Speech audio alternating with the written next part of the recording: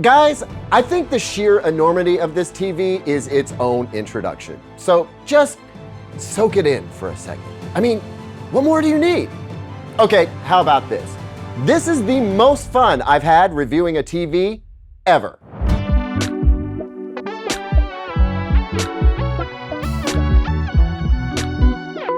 Welcome back, everyone. I'm Caleb Dennison, and this is the 115-inch TCL QM891G, QM8 for short. And what I just said about this TV is absolutely true. I have never had so much fun evaluating a TV. And yeah, size has everything to do with it. I mean, for some folks, size does matter. Hey, knock it off. We're talking about a TV here, okay? Seriously, not everyone wants a massive TV, or perhaps they don't think they do until they experience one for themselves. Stop it. Really though, for some folks, bringing the movie theater experience home, maybe even besting it, is a life goal, a dream. And I'm here to tell you this TV can make that dream a reality, if you're willing to spend big too.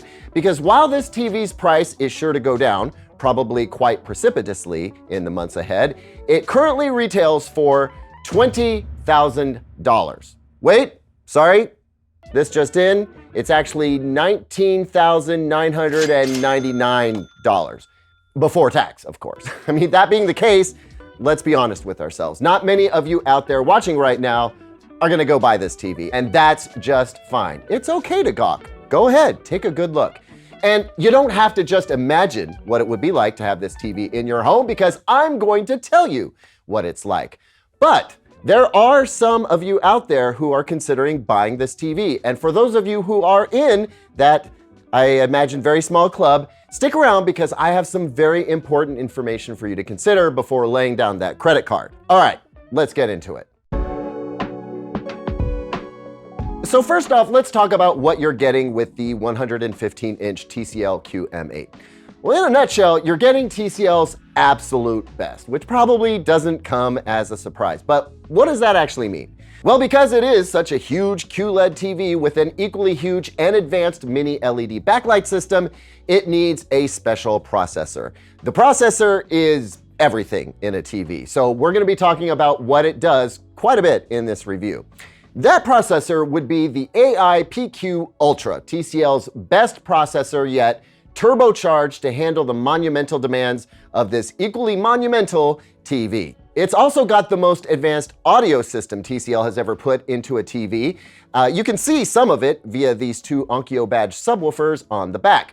But what you can't see so well is the array of drivers that are hidden behind these perforated sections on each side of the back of the TV and along the top edge, firing at the ceiling as well.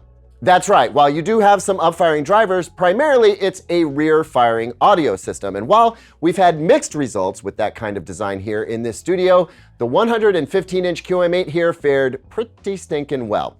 More on that shortly. Now you might think that because there's so much screen real estate here that you'd be looking at a bulky TV. But everyone who's visited to check this TV out has commented that it's not nearly as thick as they'd expected it to be. This TV will look awesome mounted on the wall. And yes, you can wall mount it. I'd highly encourage you to hit 3 studs with a robust wall mount rated to handle at least 200 pounds, but it can be wall mounted. And though you'll need to buy that wall mount yourself, with many retailers, wall mounting will be included with the purchase of this TV. TCL has confirmed that it is included if you purchase it at Best Buy, for example. Now, if you don't wall mount, you have 2 other options. You can use the feet that are included in the box, but with an ultra-wide stance, you're gonna need a very large credenza or unusually wide media console.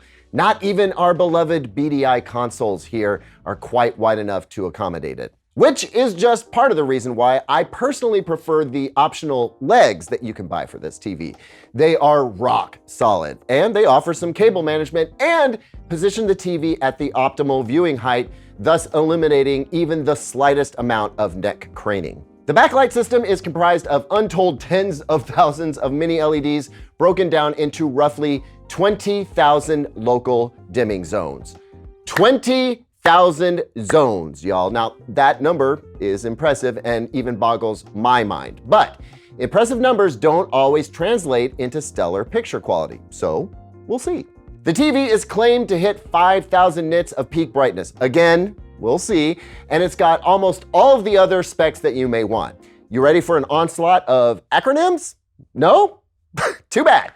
HDR10, HDR10 Plus, HLG, Dolby Vision, 120 Hz, ATSC 3.0 tuner, 2 HDMI 2.1 ports, 2 HDMI 2.0B ports, 2 USB ports, ALLM, VRR with FreeSync Premium Pro, and ONKYO, that's legendary audio brand Onkyo, slapping its badge on the sound system. Need more? You get a backlit Google TV remote with voice control, as well as a defeatable voice mic on the TV itself, a built-in room sensor for automatic brightness and color temperature control. We'll definitely be talking more about that in a moment. And yeah, I think that's about it. I mean, there's more, but that's the important stuff. Okay, so I am gonna get into some measurements and talk about the picture quality in a moment, but frankly, what I'm about to tell you now is the most valuable information I can offer you in this review. This TV's size is its most notable asset and its greatest advantage. And I understand if you're thinking right now, well, duh, dude, obviously. But its size is also a liability of sorts, and not for the reasons that you might think. Sure, you're gonna need some space for this TV, but I imagine that most folks considering this TV plan to put it in a dedicated space where there's likely a wall at least 8 feet wide to accommodate it. And I imagine a lot of you folks might be thinking, well, it's so huge, you'd have to sit at least 15 feet away from it, right? No, you don't have to. While it's true that many optimal viewing distance calculators will suggest a viewing distance of at least 12 feet, I'm here to tell you that I've been sitting just 9.5 feet away from this 115-inch TV and have loved, well, almost every minute of it. There's a caveat there, and I'm getting to that in a moment as well. But the key takeaway here is that this TV can be viewed from what a lot of folks would consider a normal viewing distance without it feeling overwhelming and without seeing pixels. It is tremendously immersive. It can occupy your entire field of view and really put you in the content without you feeling like you're missing any part of the scene. Now, I know some folks are worried about getting motion sickness, and yeah, I can see that potentially being an issue from some folks if they are especially sensitive. That's just physics and biology. But while I've personally gotten a little queasy feeling in the past in some theater scenarios, I have not once felt ill at ease with this TV. Now, super shaky camera movement? Well, that's just annoying and there's nothing that you can do about that. For the most part, this TV's screen size is just a huge advantage, but it can be a liability at times, and not for the practical reasons that I just mentioned. No, the real liability issue here is that a big screen like this just gives you more of everything. It gives you more brightness, more contrast, more color, more immersion, more just straight up fun and excitement, yes. But just as it amplifies all those good things, it also amplifies the bad things. And in this context, I'm talking about the amplification of poor quality content. Now, we're kind of crossing over into the picture quality section of this review here, but this matter needs its own segment in this video because I think this is something that folks aren't really aware of and thinking about. First, to be clear, high quality content looks just awesome. Pull up a 4K or 4K HDR show on Netflix or Disney Plus or Max, any number of streaming services with high quality content, and it looks outstanding. Like, knock it right out of the park, amazing. Even the high bitrate 1080p stuff you can sometimes get from a YouTube Premium subscription looks amazing. And well-captured 1080p content delivered at a reasonably high bitrate from some streaming services, broadcasters, and cable TV looks great too. But lower quality content, and this is less about resolution than it is highly compressed content or content captured by less than stellar cameras, well, it's just blatantly obvious that it is lower quality content. And before you jump to conclude that means this TV's processing, upscaling, and digital enhancements are less than, let me assure you that is not the culprit. Even Sony's best XR processor can't hide the artifacts present in low quality content when it's displayed on a screen this size and is viewed at such close distances. That's really what's at play here. There's no hiding the failings of the content when your viewing distance to screen size ratio is at this level. Even an 85-inch TV shows it less than what you'll see here. Allow me to demonstrate. We've got the same content playing on the 115-inch TCL QM8 and a 65-inch Sony A95L here. The content looks much better on the 65-inch A95L, in part, well, because Sony's processing is pretty stellar and it's an OLED, but really, it looks much better on the Sony because the A95L is just 65 inches and we're viewing it from the same distance. This 115-inch TV has over 4 times the screen surface area as a 55-inch TV. That's like zooming in on the content with 4 times magnification. So let's do that with the Sony. Let's zoom in on the Sony and take a real close look at this content. And as you can see here, many of those same artifacts, the macro blocking and the blurriness that comes from it, they're right there. You just can't see them as easily on a 65-inch TV at a normal viewing distance. It's like the photos you take on your phone.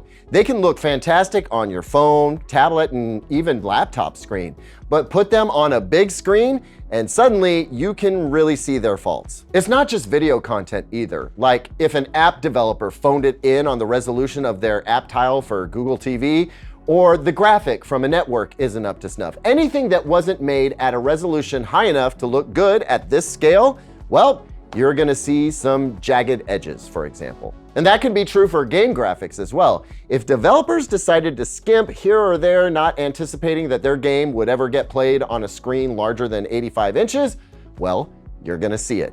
It kind of feels like catching someone slacking, to be honest. I don't hate it. Now, I imagine that most folks who buy this TV are gonna be using it for watching higher quality content. But if you plan on using this TV to watch old Seinfeld episodes or YouTube content captured by inexpensive cameras, you need to be prepared to see all of what's in the content. And some of it is not as good as you think it is from watching it on smaller screens. There's no question that Sony, and I think we have to toss LG in here now too, their best processors are superior to TCL's for image cleanup.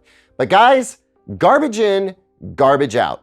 The garbage may stink just a little bit less with a top-tier Sony or LG processor, but, well, LG and Sony aren't making 115-inch TVs, so hard to say how much less.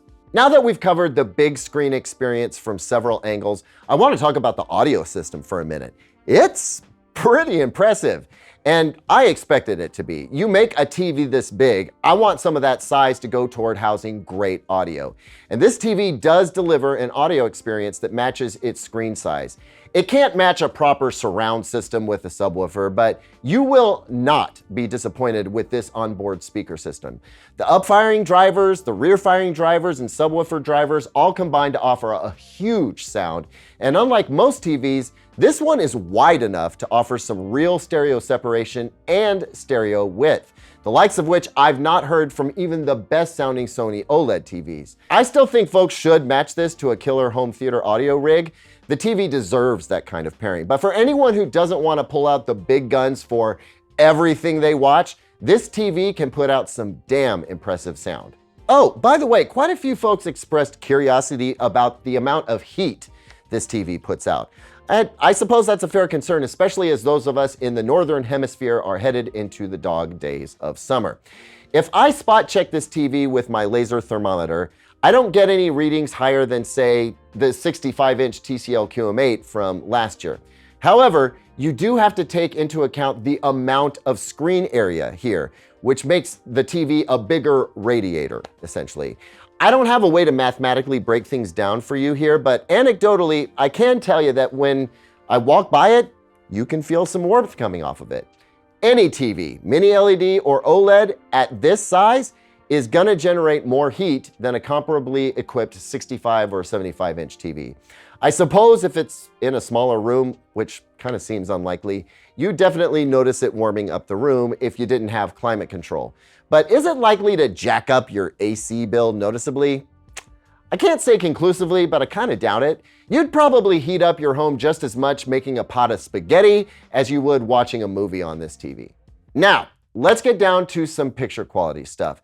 And that means it's time for numbers for nit nerds. And if you don't care about peak brightness measurements and delta E numbers for D65 white point and all that other nerdy stuff, no problem, skip ahead to the next section using the time codes down in the description. I'll provide all the picture quality commentary that you need later. For my nit nerds, however, here's the takeaway. As it's performing now, this unit I'm testing at least, I'm gonna say that if you want accuracy, you're gonna need to pay for a calibration. I'm gonna talk about an update TCL says it will issue soon that may address some accuracy concerns along with one other thing I need to tell you about. But for now, this is what I got when I pulled out the meters. I turned off the room sensor that's under picture then intelligence settings and placed the TV in the movie mode picture preset. The default brightness setting for SDR movie mode is 30. And you're gonna see a green leaf here, but that is not an indication that eco mode is still on. It just signals that the TV uses less power, and that leaf disappears at 50 and up. So default performance for SDR movie mode, the 10% white window registered at a blasting 2400 nits. That is way too bright for SDR accuracy in a dark room. I mean, it looks good to the average viewer, but then if you juice the brightness to the absolute max, you're gonna get 3900 nits. 2-point white balance was not bad, under a delta E of 3 on both points measured. That's pretty great, but when we measured the grayscale, we see that it's well off the mark in all but the darkest and brightest areas of the grayscale charts. I think for the price you pay, this needs to be better. And I think TCL can remedy this unless I just have a rogue unit here. Color accuracy, it's kind of a similar story. The primaries look okay, but when we expand to a wider palette of colors, we see the errors are well above what we'd want to see in a premium TV. It's odd that the primaries are solid, but all the other colors are not. In HDR, again, movie mode, I got peak brightness measurements of about 4000 nits. Again, this breaks from the measurements I got of the 98-inch model that was made available to me for testing at TCL's event in New York, where even with test pattern windows, I saw readings up near the 6000 nit territory. Now, I can tell you that specular highlights do appear brighter than even the smallest test pattern windows, which indicates to me that the TV does deliver on its promise to hit about 5000 nits quickly for HDR highlights. But since the AIPQ processor is in charge of that business, it's hard to measure, and thus I don't have a chart that shows it. HDR color without luminance errors was pretty good, but with luminance errors, it's pretty out. Again, based on the readings I'm getting here, it appears calibration will be essential for cinephiles who want accuracy out of this TV. And honestly, I think better out-of-box accuracy than what I'm getting here is to be expected given the price of the TV. Now, as I'll soon share, the lack of accuracy did not get in the way of my thoroughly enjoying this TV. But there's something else that did, something TCL says it's about to fix with an update that will probably hit in July. And actually, this bug may be responsible for some of the grayscale errors I saw as well. But here it is. I'm gonna use bright white closed caption text to exacerbate this issue, but you can see a lower grade version of this just watching normal content in dimmer picture modes.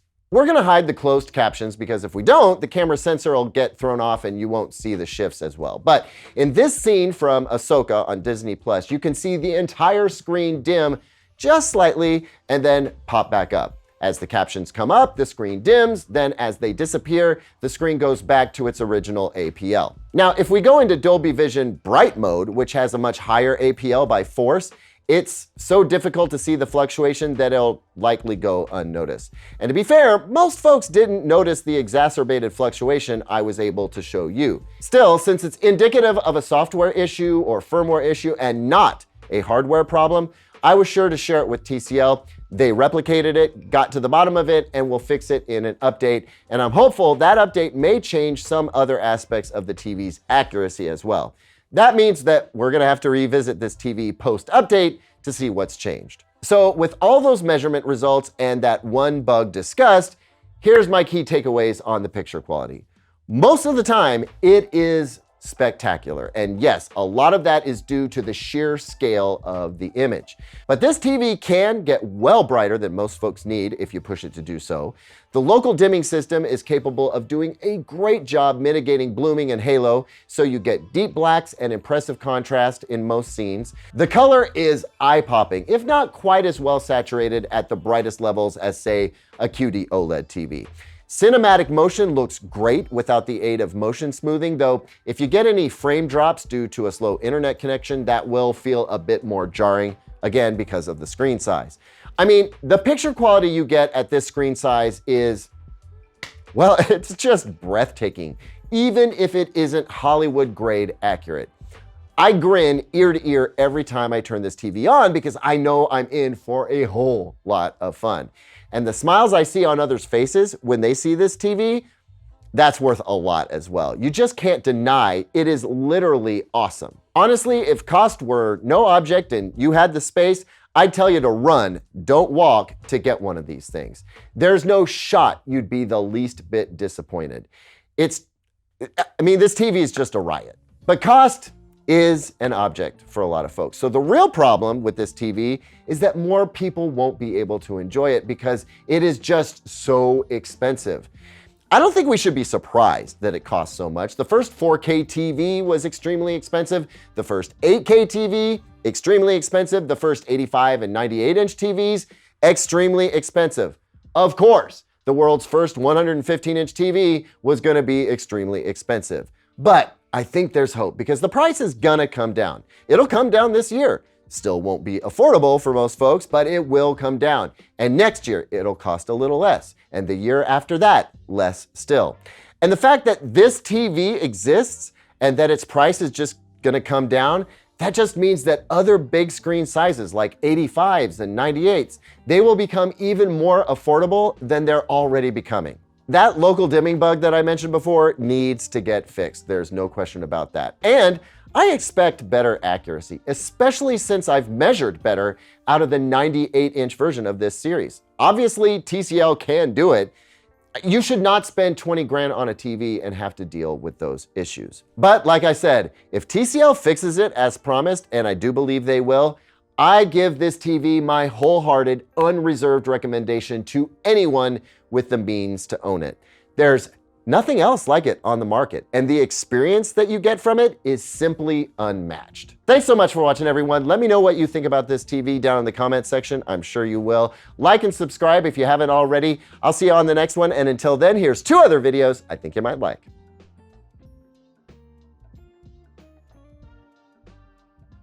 I did not see this. Canty.